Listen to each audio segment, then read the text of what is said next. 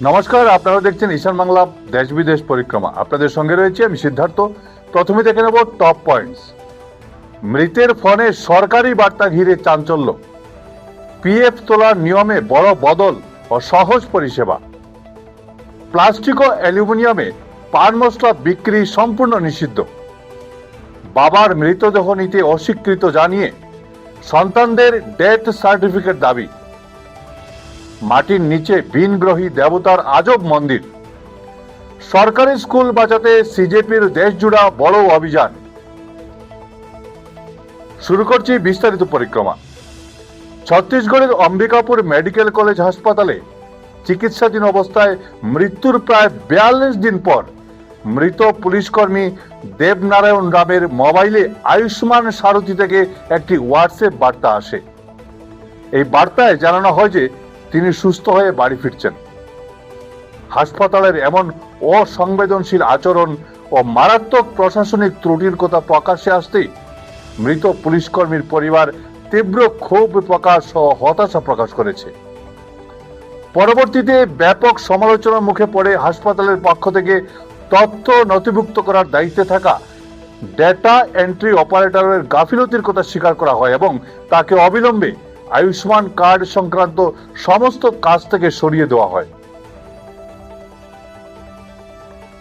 চাকরির পরিবর্তনের পর প্রভিডেন্ট ফান্ডের বা পিএফ এর টাকা এক অ্যাকাউন্ট থেকে অন্য অ্যাকাউন্টে ট্রান্সফার করা এবং জরুরি প্রয়োজনে তা তোলার প্রক্রিয়া আরো দ্রুত ও সহজ করতে একাধিক যুগান্তকারী পদক্ষেপ গ্রহণ করেছে এমপ্লয়িজ প্রভিডেন্ট ফান্ড অর্গানাইজেশন।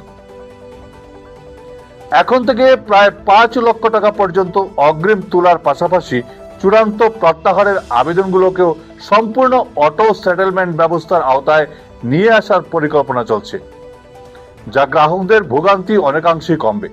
এর পাশাপাশি সমস্ত সদস্যদের জন্য ইউনিভার্সাল অ্যাকাউন্ট নম্বর বা ইউএএন তৈরি ও সক্রিয় করার ক্ষেত্রে ভিত্তিক ফেস অথেন্টিকেশন বা মুখের ছবি ডিজিটাল পরিচয় যাচাই বাধ্যতামূলক করা হয়েছে। পরিবেশ দূষণ রোধ ও জনস্বাস্থ্যের কথা মাথায় রেখে প্লাস্টিক ও পলিমার প্যাকেটে পান মশলার ব্যবহার পাকাপাকিভাবে নিষিদ্ধ ঘোষণা করেছে food safety and standard authority of India বা FSSAI।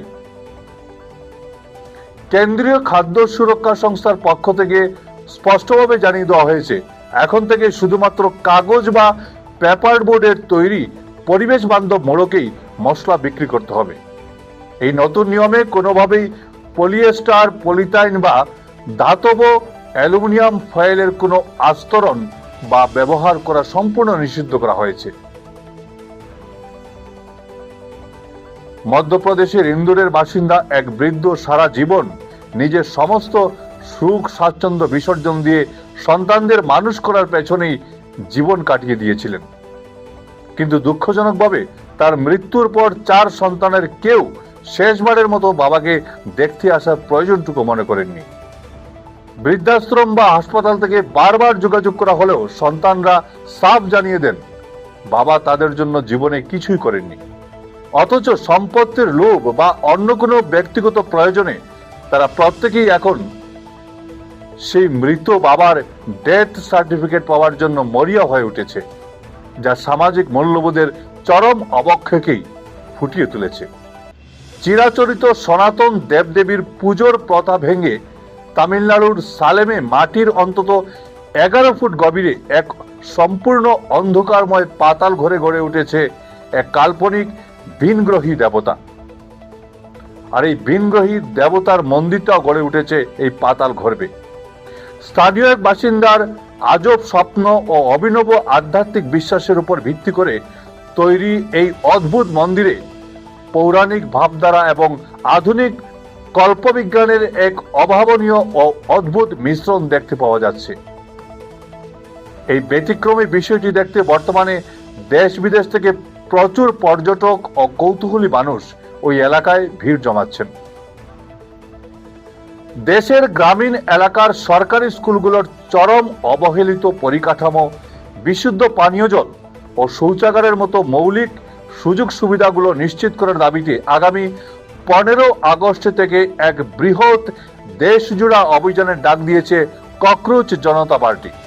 দলের প্রতিষ্ঠাতা অভিজিৎ দীপকে দেশের প্রতিটি পঞ্চায়েত ও অভিভাবকদের নিজ নিজ এলাকার স্কুলের সোশ্যাল অডিট বা সামাজিক পর্যালোচনা করার জোরালো আহ্বান জানিয়েছেন, যাতে শিক্ষার বেহাল দশা দ্রুত দূর করা সম্ভব হয়। আজ ছিল এ পর্যন্তই। প্রতিদিন বেলা 2টায় দেখতে ভুলবেন না ঈশান বাংলা দেশ বিদেশ পরিক্রমা। ভিডিও সম্পাদনায় আমার সঙ্গে ছিলেন বঙ্কিম সোনার। নমস্কার।